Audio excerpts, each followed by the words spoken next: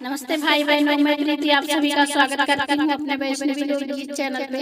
आज हम आप सभी के बीच फिर से लेकर के आ गए बहुत ही मजेदार, बहुत ही धमाकेदार कहरवा गीत है। आप सभी को कैसा लगेगा कमेंट करके जरूर बताइएगा।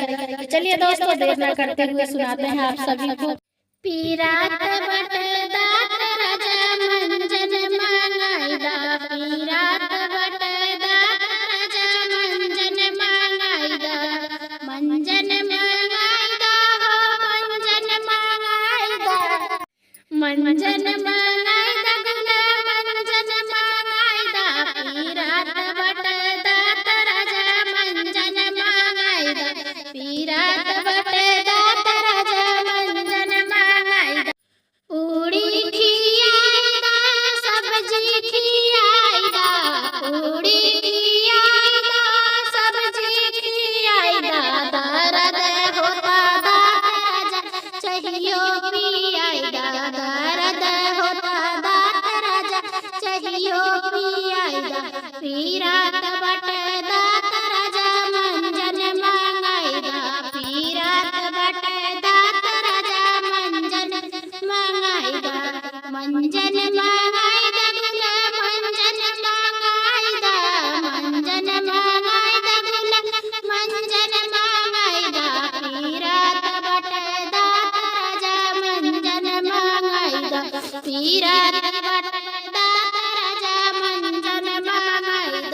छेना मांगाईदा रसगुल्ला मांगाईदा, छेना मांगाईदा रसगुल्ला मांगाईदा, पीरात बटदा राजा बर्फी खियाईदा, पीरात बटदा राजा बर्फी खियाईदा, पीरात बटदा राजा मंजन मांगाईदा, पीरात बटदा राजा मंजन मांगाईदा, मंजन मांगाईदा गुला मंजन मांगाईदा, मंजन मांगाईदा गुला मंजन मांगाईदा, पीरात बटदा राजा मंजन मांगाईदा।